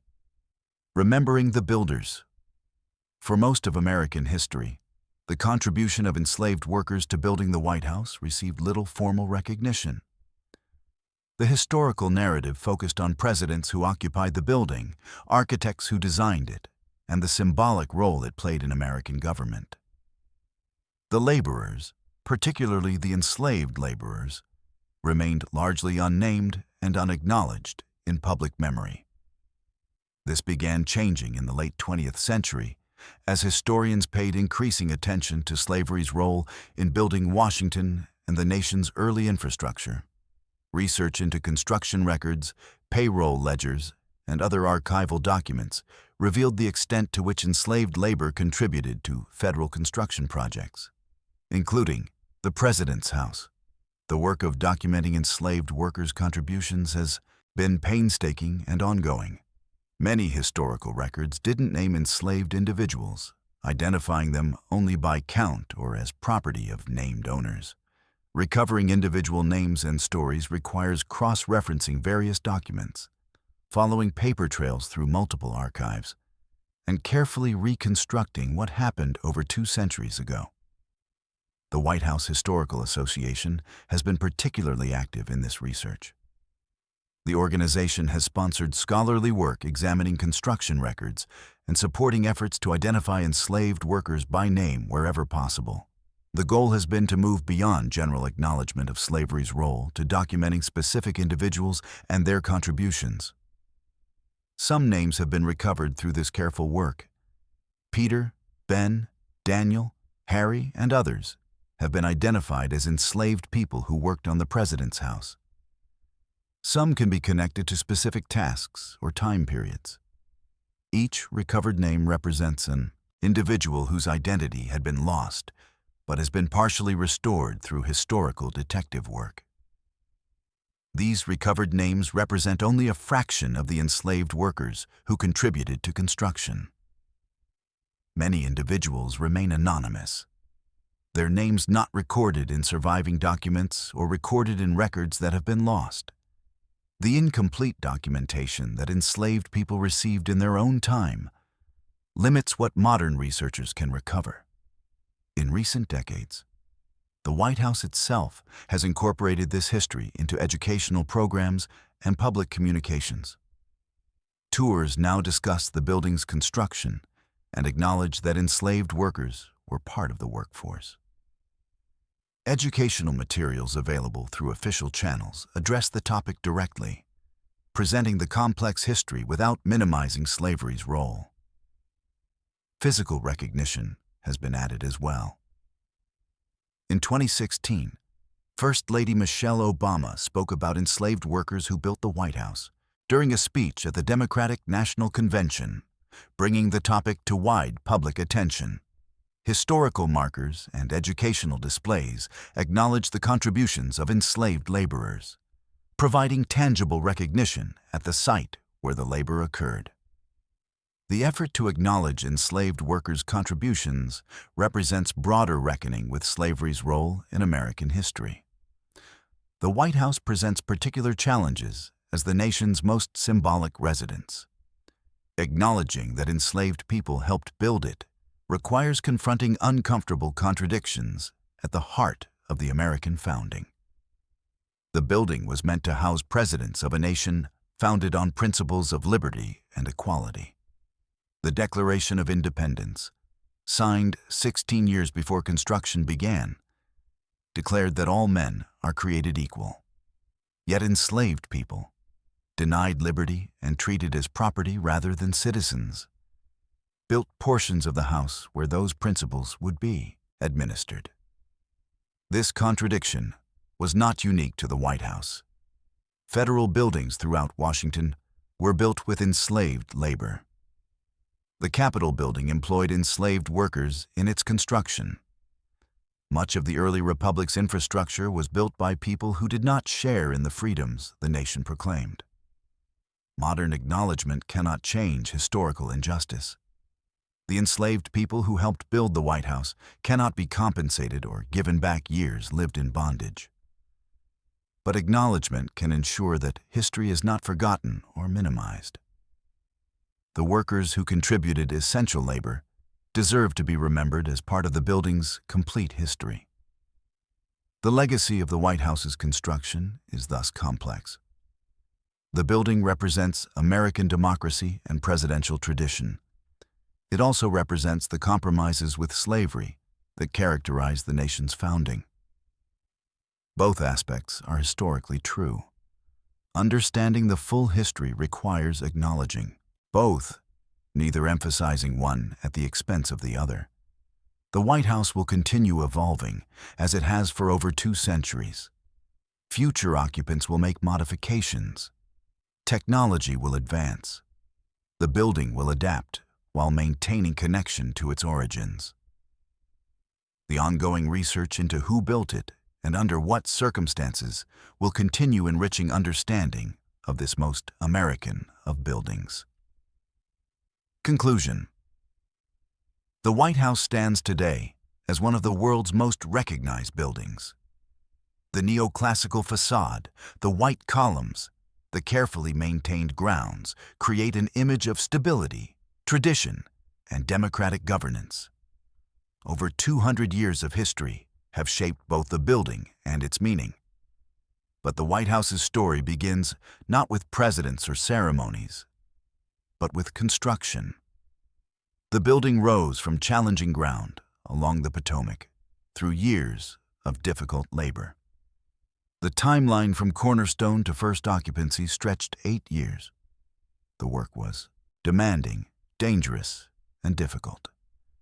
The building represents thousands of hours of human effort under challenging circumstances. That effort came from diverse sources. Free craftsmen brought skills learned through apprenticeship in America and Europe. Immigrants from Ireland, Scotland, and England sought opportunity in the growing capital. Enslaved workers, compelled without choice or compensation, provided essential labor. All contributed to raising the structure. The building exists because of their collective work. James Hobun's design provided the framework. His Georgian architecture, adapted from Irish and British precedents, gave the building its character. The classical proportions, the symmetry, the restrained ornament all established patterns that would influence American government architecture for generations. Hobun supervised construction of his design and returned to rebuild it after the British burning. The survival of the 1814 attack and subsequent reconstruction demonstrated resilience. The decision to rebuild rather than relocate the Capitol was significant. The restored building, painted white to cover fire damage, emerged from destruction to become the structure recognized today. The burning and reconstruction are as much part of the story as original construction. The White House has evolved continuously since completion. Porticos added architectural character. Technological improvements transformed function. Interior modifications adapted spaces to changing needs. Each era has left its mark while respecting the original framework. The building is never truly finished, always adapting. Understanding the White House requires acknowledging complexity and contradiction. The building represents democratic ideals and presidential tradition. It was also built partly through enslaved labor, creating tension between symbol and historical reality. Both aspects are true. Complete history embraces complexity rather than avoiding it. The ongoing efforts to acknowledge all who built the White House represent progress toward fuller historical understanding. Research continues recovering names and documenting contributions. This work serves accuracy and honors those whose labor was essential, but long unrecognized. The complete story includes everyone who built the building. The White House connects present to past tangibly. The walls standing today include stones quarried and shaped in the 1790s. The rooms where current presidents work are the same spaces Hoban designed. The building provides physical continuity across American history, a structure that has witnessed and housed over 200 years of presidential governance. The building's most important legacy may be its demonstration that significant public structures can endure across centuries while remaining functional and relevant. The President's House, built between 1792 and 1800, rebuilt after 1814, modified continuously since, still serves its original purpose. This longevity speaks to the quality of design and construction and to the ongoing commitment to maintain and adapt the structure. If you found this exploration of the White House's construction and history valuable, please consider subscribing for more documentaries about architectural and historical subjects. Thank you for watching.